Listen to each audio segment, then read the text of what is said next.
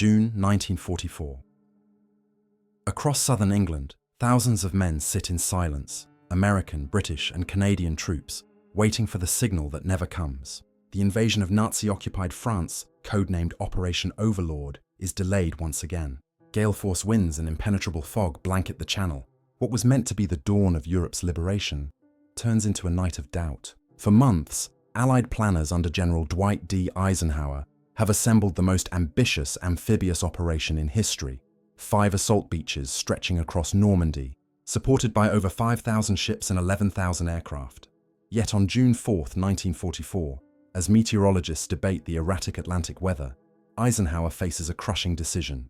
His commanders, Montgomery, Bradley, and Ramsey, warn that poor visibility could doom the landings before they begin. At 04:30 a.m., the invasion is postponed, then again, and again, until, on June 7th, the final order is given.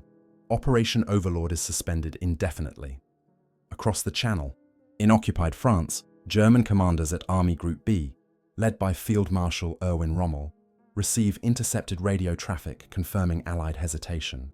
Rommel's Atlantic Wall, an elaborate system of bunkers, mines, and artillery, has been reinforced for months. Now, without an invasion to divide German attention, the Wehrmacht breathes a sigh of relief. Hitler's decision to fortify the western coast seems vindicated. The news hits London like a thunderclap.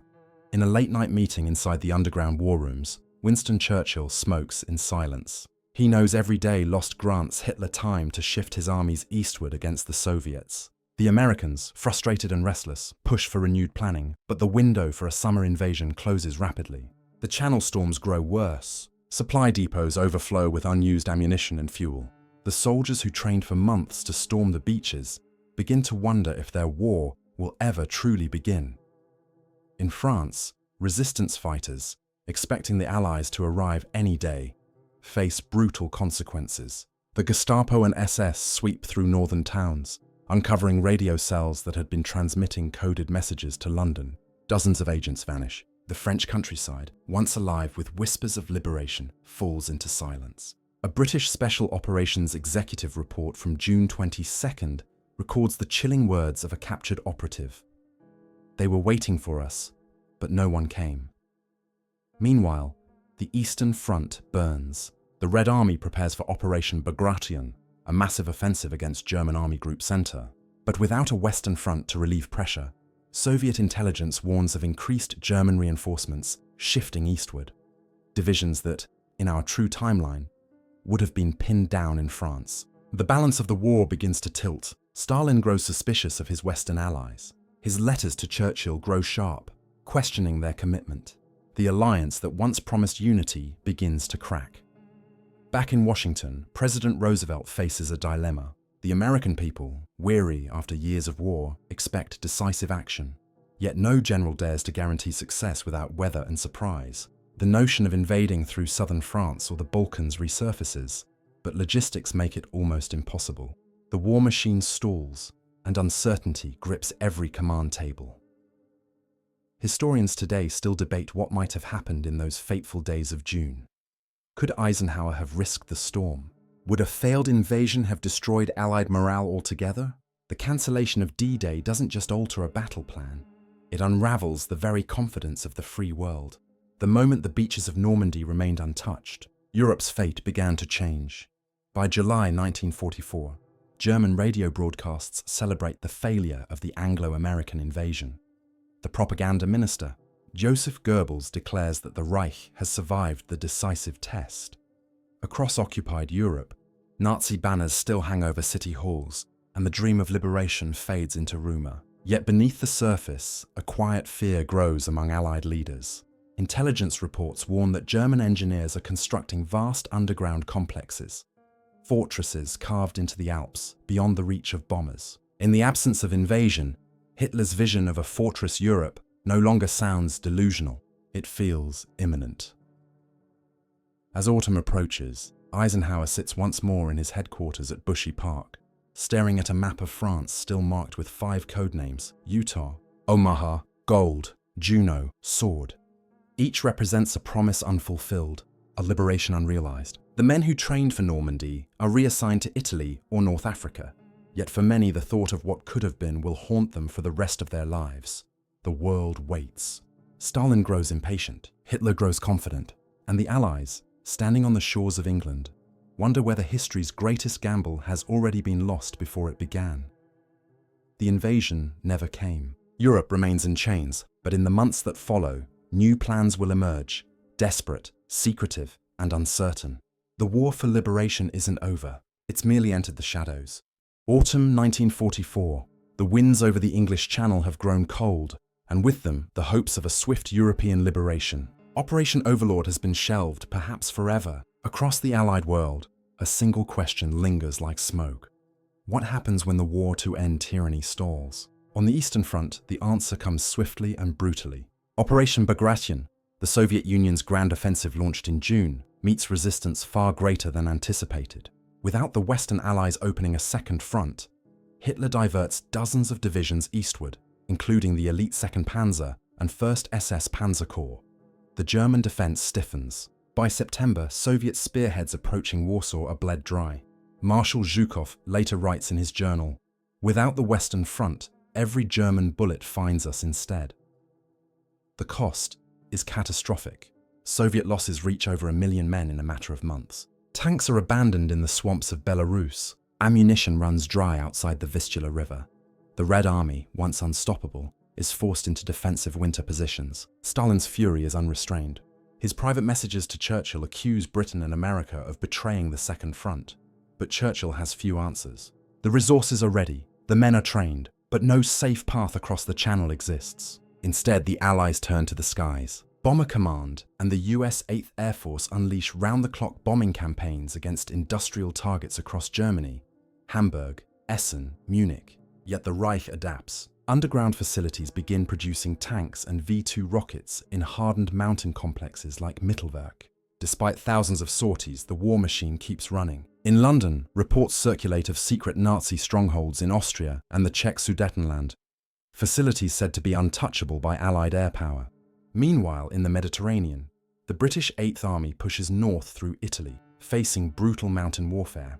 The Gothic Line, Germany's final defensive belt, holds firm through the autumn. American units of the 5th Army fight inch by inch in the Apennines, capturing Pisa but at terrible cost. Rain turns the hills into rivers of mud, and each advance feels meaningless without the promise of a larger invasion in the west.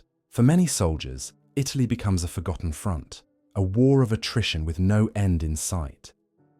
Inside occupied France, the resistance suffers its darkest months. The Gestapo, emboldened by the absence of Allied landings, intensifies its hunt.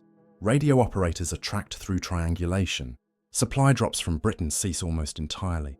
In one chilling report from the French Maquis near Limoges, a British SOE contact named Claire Dubois transmits a final message before her capture.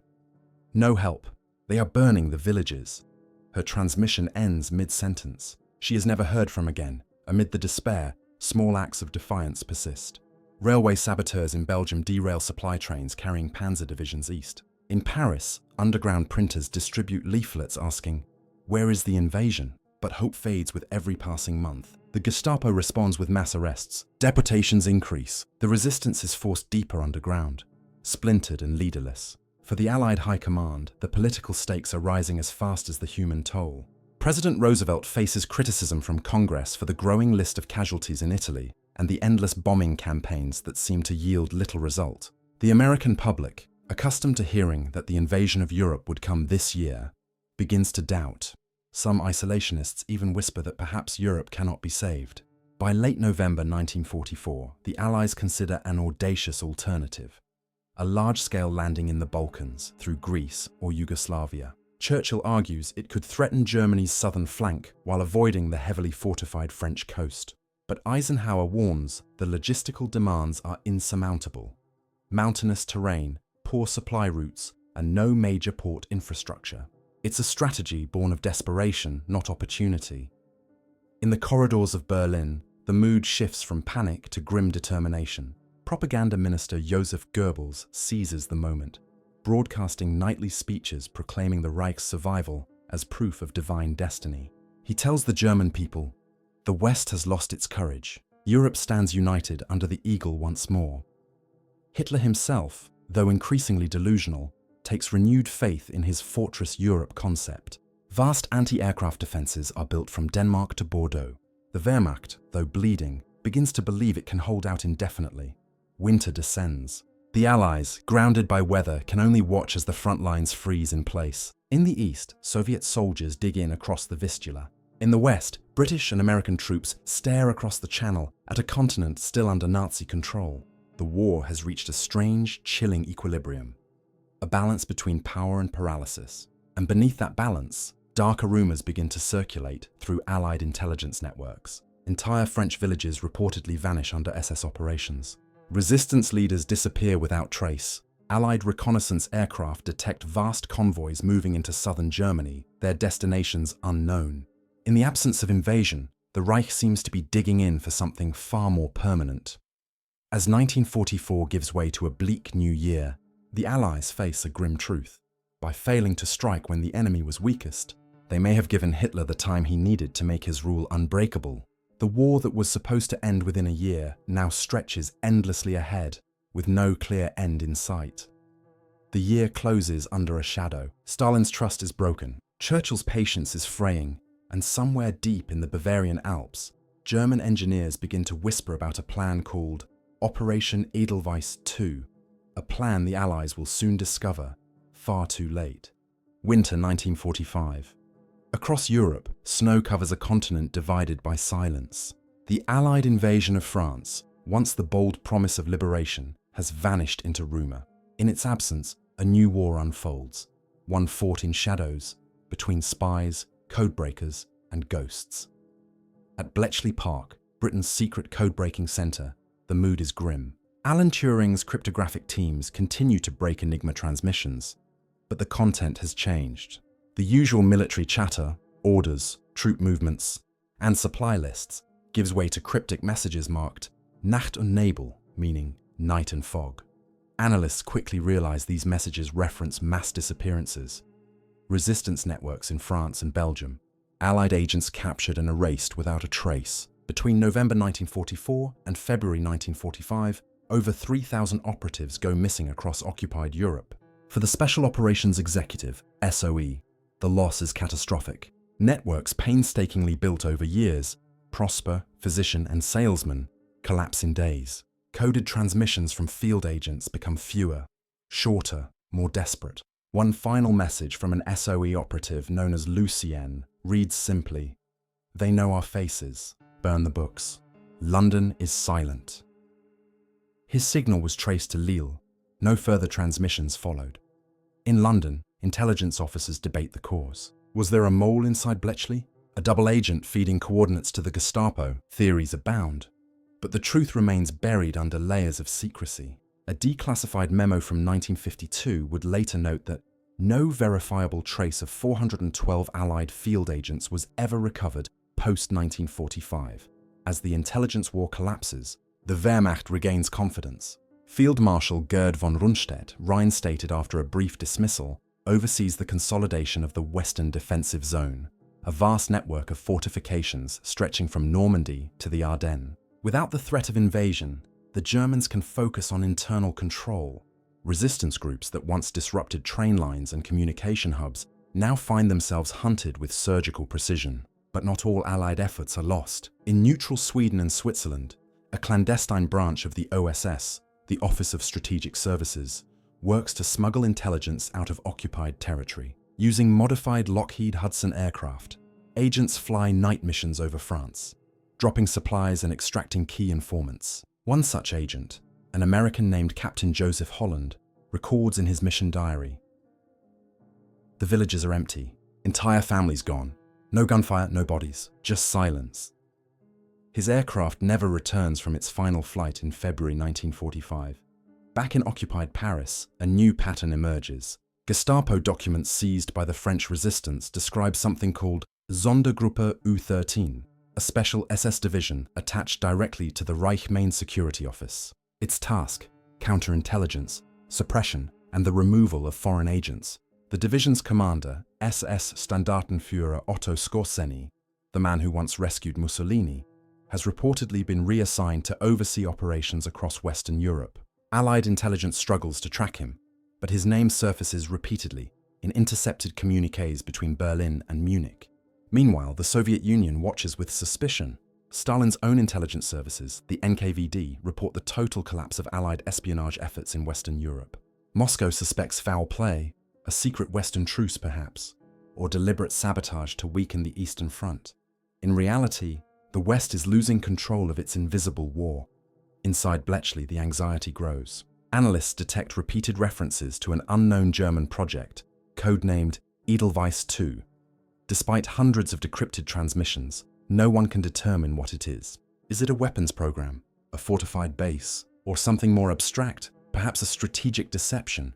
The unanswered question haunts Allied planners. Eisenhower, still Supreme Commander of the Allied Expeditionary Force despite no expedition, writes privately in his diary, "If we have lost the war of secrecy, then we may never have a chance to win the war of arms." As March 1945 approaches, the OSS prepares one last intelligence mission into France, Operation Nightglass. Using captured German aircraft, 3 agents are flown into Brittany to investigate the disappearance of an entire Maquis resistance group near Rennes. Their orders are clear: locate survivors, recover radio equipment, and confirm reports of underground fortifications. They never check in. The mission's logbook ends abruptly with a single line written by the pilot. "Approaching coast. Lights on the cliffs, not ours."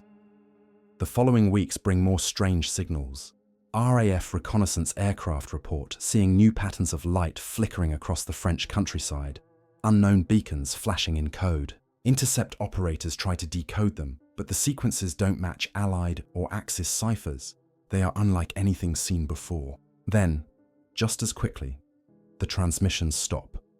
Rumors spread among Allied operatives that the Germans are testing new long-range communication systems from hidden bases. Some suspect a link between these transmissions and the missing agents. Others believe they're simply decoys, meant to lure Allied pilots into traps. No one can prove either theory. In April 1945, as the snow melts and Europe begins to thaw, the war's front lines remain unchanged. But beneath the surface, a deeper struggle rages, a war of secrets, of disappearances, and of questions that no one can answer. The Allies still hold the skies, but Germany now holds the shadows. Eisenhower, in a late-night briefing at SHAEF headquarters, sums up the growing dread. "We can bomb their cities, we can cut their rail lines, but we can no longer see what's happening inside their walls." The war for Europe is no longer about invasion. It's about perception, what is seen and what is hidden. As Allied intelligence begins to vanish one network at a time, whispers emerge from the Alps of something vast being built beneath the mountains. A fortress, a last stand, or perhaps something far more secret. The world's greatest war is about to descend underground. Spring 1945, Europe stands at a crossroads. The Allies, stalled in Italy and the air, now face an unthinkable reality. The Third Reich has survived another winter. D-Day never came, and the dream of storming the beaches of France has dissolved into the cold logic of containment. But Churchill, unwilling to let Europe slip entirely into darkness, orders a new front. A desperate gamble aimed at Germany's soft underbelly, the Balkans. The plan, hastily drawn and codenamed Operation Ironclad II, envisions a multinational offensive through Yugoslavia and northern Greece. The hope is to link up with Tito's partisans and push north toward Austria, threatening the German southern flank. American airborne divisions, British commandos, and Free French units prepare for what will be one of the most daring campaigns of the war, and perhaps its most tragic. In early May 1945, elements of the US 82nd Airborne Division deployed to southern Italy, joining the British 2nd Parachute Brigade and commandos from the Special Boat Service. They are told the operation will begin within weeks. Intelligence suggests that the Germans are overextended in the Balkans, holding a tenuous line against Yugoslav partisans and scattered Red Army detachments. Yet what Allied planners do not know is that the region has become a bastion for the Waffen-SS, veterans hardened by years of brutal mountain warfare. When the landings begin on June 10, 1945, Allied aircraft descend on the Adriatic coast under heavy cloud. Paratroopers jump near Split and Dubrovnik, meeting fierce resistance almost immediately. German flak guns tear through the night sky. Many never reach the ground alive. the few who do find themselves surrounded in terrain they barely understand. Limestone ridges, narrow valleys, and villages booby-trapped with explosives. Communications fail within hours. The invasion, conceived as a thrust of liberation, becomes a scattered battle for survival. Meanwhile, British armoured units attempt to advance north from Greece through the rugged Pindus Mountains. They encounter not a thin defensive screen, as expected, but heavily fortified positions manned by the 7th SS Prince Eugen Division and remnants of the 1st Mountain Division. Using captured Italian tanks, the Germans turn every pass into a killing ground. Reports from the front describe firefights so intense that entire companies vanish into the hills. One British lieutenant writes in his diary, "We climb, we fight, we fall. The mountain takes all." By mid-July, Operation Ironclad II stalls completely.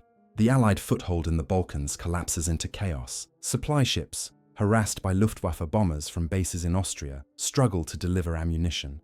The partisans, though courageous, are exhausted after years of fighting. Tito himself pleads for more support, but London can offer only words. In Italy, General Alexander admits in a private telegram that the campaign has exceeded both the limits of endurance and imagination. The cost is staggering. Of the 15,000 troops deployed in the first wave, fewer than half are extracted by August. Entire airborne regiments disappear, not captured, not confirmed dead, but simply gone. Reconnaissance pilots flying over Bosnia report seeing long convoys moving north toward the Alps.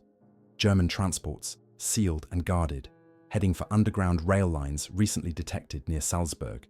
The few survivors tell of strange orders given by SS officers to protect the vault and preserve the legacy. No one knows what it means.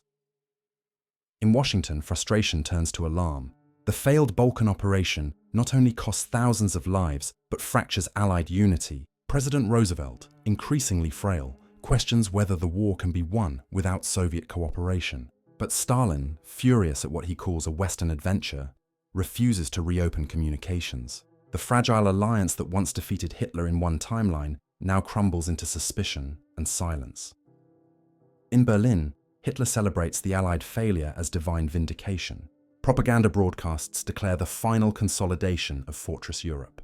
Joseph Goebbels tells the German people that their endurance has reshaped history. No invasion, no defeat. The Reich endures. The factories beneath the Alps work day and night, shielded from bombing and secrecy itself. Allied photo reconnaissance identifies vast tunnels carved into the mountains, too large for storage, too remote for supply. Intelligence analysts wonder what is being built beneath the peaks. Then, in late August, an RAF reconnaissance Mosquito crashes over Austria after taking photographs of an unusual installation near Obersalzberg. Not a bunker, but a sprawling underground complex with rail access and heavy ventilation systems. The film canisters, later recovered by resistance fighters, reveal faint outlines of armoured trains and massive concrete entrances. The images are labelled Edelweiss II, the same codename that has haunted Allied intercepts for months. Inside SHAEF headquarters, Eisenhower studies the photographs in silence. Around the table sit Montgomery, Bradley, and Air Chief Marshal Lee Mallory. The conclusion is chilling. Germany is no longer defending. It is consolidating. They've gone to ground, Eisenhower mutters. They're building a Reich that can survive anything, even defeat. But before any new plan can form, the OSS delivers an even more disturbing report. The last survivors of the failed Balkan offensive speak of entire villages evacuated and replaced with labor convoys heading toward the Alps. Trains without markings, guarded by SS troops, vanish into mountain tunnels never seen again. The scale is immense. Whatever Edelweiss II is, it's no simple redoubt. It's something larger, more organized, and meticulously concealed. As autumn 1945 approaches, Europe stands divided and uncertain. The Western Allies lick their wounds in Italy. The Soviets remain frozen east of the Vistula, and Germany, battered yet unbroken, now hides its power beneath the earth. The war for the continent has changed. It is no longer fought in the air or on the beaches, but in the dark arteries of mountains, where secrets are buried under stone and silence. The Allies have failed to liberate Europe, but soon they will discover that the Reich has no intention of surrendering at all. Autumn 1945. The world stands at an uneasy impasse. In the east, the Red Army halts at the Vistula, its divisions spent and its supply lines broken. In the west, Allied troops still hold southern Italy, but nowhere else on the continent. Between them, Nazi Europe remains whole, defiant, fortified, and silent. The war that was supposed to end with liberation has instead become a cold, grinding stalemate. Inside the Kremlin, Stalin fumes. The Soviet leader, once promised a Western invasion to split the German armies, now sees betrayal in every telegram. His generals urge caution. The Wehrmacht has transferred over 30 divisions from France and Denmark to the Eastern Front.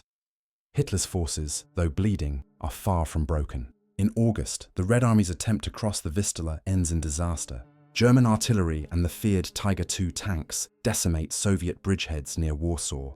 The Polish Home Army, expecting Western aid, rises up prematurely and is annihilated. Stalin refuses to send support, blaming the British for abandoning the plan to invade France. The ashes of Warsaw mark not only the death of a city, but the death of Allied unity.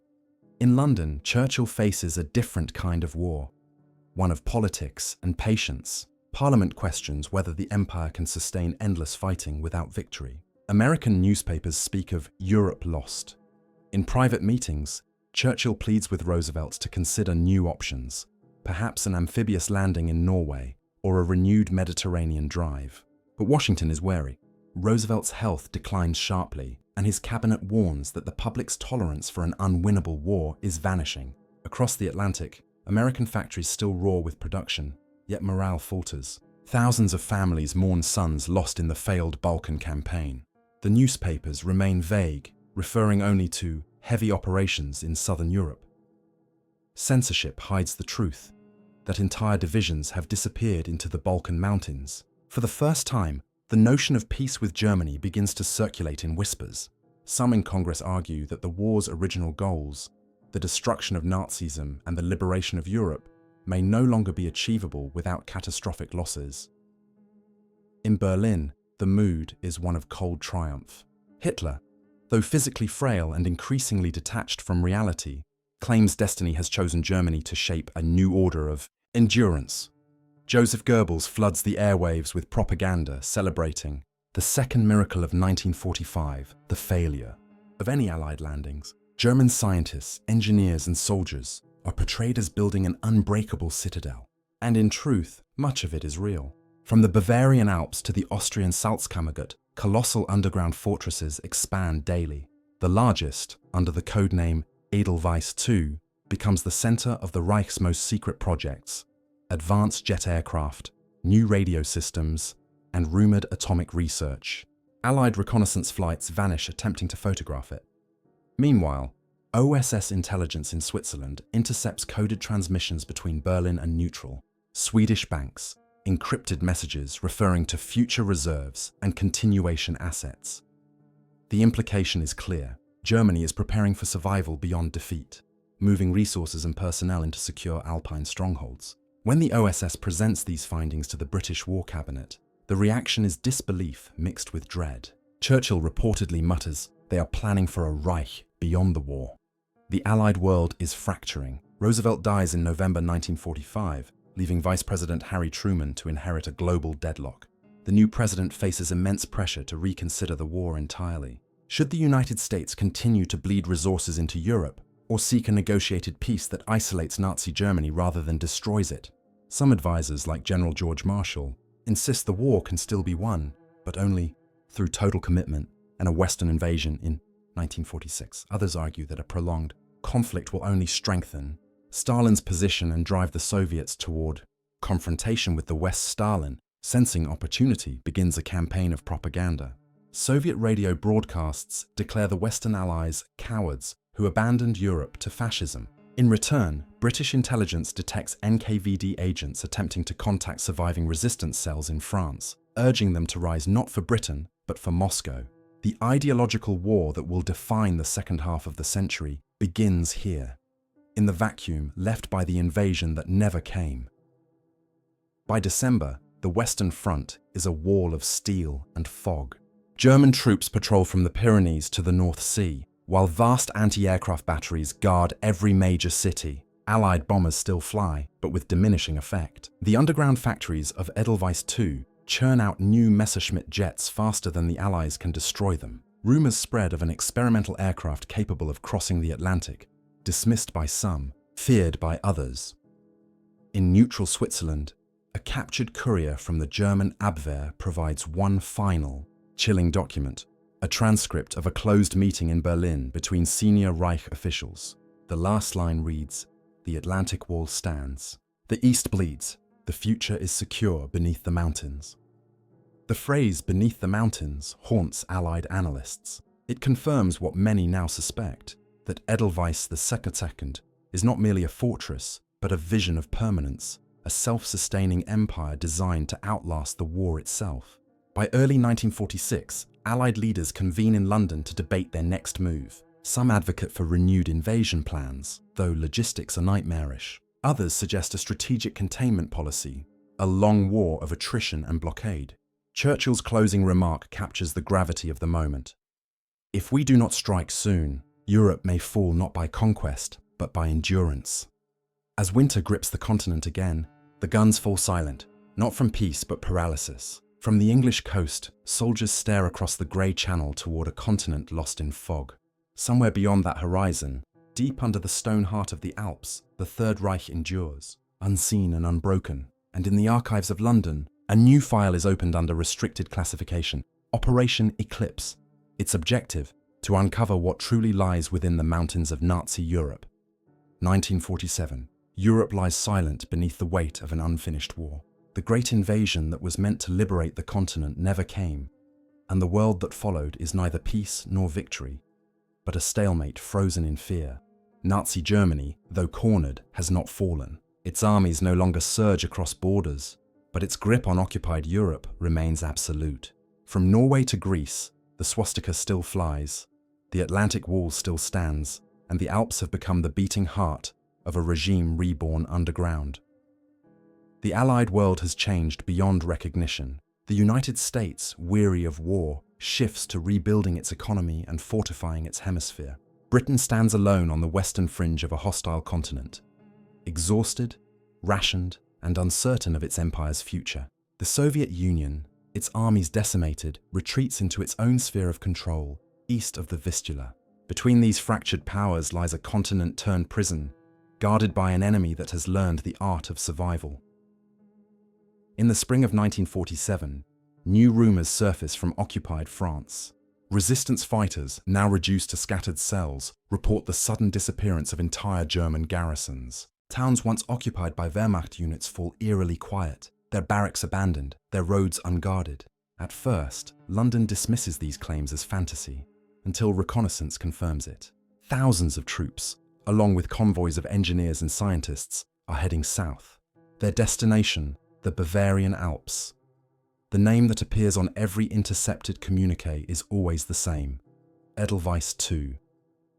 At Bletchley Park, cryptographers still working long after the wars end intercept fragments of messages, referring to phase tau. The transmissions originate from deep within the Alps and vanish into static before triangulation. The signals are powerful, structured, but indecipherable, as if coming from an entirely new type of transmitter. Intelligence officers in London quietly circulate a classified briefing. Edelweiss II remains operational, its purpose unknown, its location impenetrable. Meanwhile, journalists begin to question what truly happened to the missing Allied agents, pilots, and resistance leaders who vanished between 1944 and 1946. Thousands remain unaccounted for. Files declassified decades later reveal evidence of mass movements through Austria into the Alpine region during the war's final months. A few who escaped capture speak of colossal caverns carved into rock, endless train tunnels, and German convoys descending into them, never to re-emerge. None of their testimonies were ever broadcast to the public. In one rare surviving document, the OSS Nightglass report, dated March 1946, an operative describes observing mechanized columns entering subterranean portals near Berchtesgaden, marked with Edelweiss insignia. The report ends abruptly. Signed only, they are sealing the mountain. It was the last message received from that field team. For the civilians of occupied Europe, Life continues under the silent shadow of a Reich that no longer needs to fight to control. Propaganda fills the airwaves, promising a new European order, an age of stability, prosperity, and obedience. Young men are conscripted not into armies, but into work camps feeding the underground projects of the Alps. Resistance becomes near impossible. Fear and fatigue have done what years of war could not. The Third Reich has become a machine, not of conquest, but of endurance. In Washington and London, Operation Eclipse, the Allied intelligence effort to understand and infiltrate the remnants of the Nazi system, becomes the centerpiece of a new kind of warfare. Spy networks, sabotage missions, and covert flights attempt to penetrate southern Germany, but every mission ends in failure or silence. In one intercepted OSS dispatch, a pilot describes lights moving in patterns along the mountainside, as if signaling the clouds. His aircraft vanishes minutes later. By the summer of 1947, Western leaders convene in secret to confront an unbearable truth. Germany has withdrawn into the mountains and sealed itself within a network of subterranean fortresses. Supply chains function through hidden rail systems powered by vast hydroelectric complexes buried in the Alps. Rumors persist that nuclear research continues there, unimpeded and unseen. Some intelligence officers fear the Reich is waiting, rebuilding, rearming, preparing for a future war on its own terms. But no proof ever emerges. The Alps remain silent, and so the world adjusts. Maps are redrawn. The European containment line is established along the Rhine, manned by British and American divisions. A new kind of war begins, one fought not across open battlefields, but in the shadows of espionage, technology, and ideology. The Cold War that history remembers begins not between Washington and Moscow, but between the free world and the mountain empire that refused to die. In the decades that follow, fragments of the truth leak into history. Unexplained signals, abandoned mountain tunnels, the discovery of sealed bunkers filled with supplies dated 1946. Yet the full story remains lost, buried beneath stone, secrecy, and silence. Historians will debate for centuries what might have been. Could D-Day have changed it all? Could a single storm, a single decision, have rewritten the fate of a continent? What if the beaches had been stormed, the fortresses broken, and the Reich crushed before it could retreat beneath the earth? Instead, Europe stands divided, its freedom postponed, its destiny uncertain, and somewhere deep in the Alps, far below the snow and granite, the machinery of the Third Reich still hums faintly in the dark. Unseen, unbroken, and waiting. The question endures, echoing across history. What if D-Day had never happened?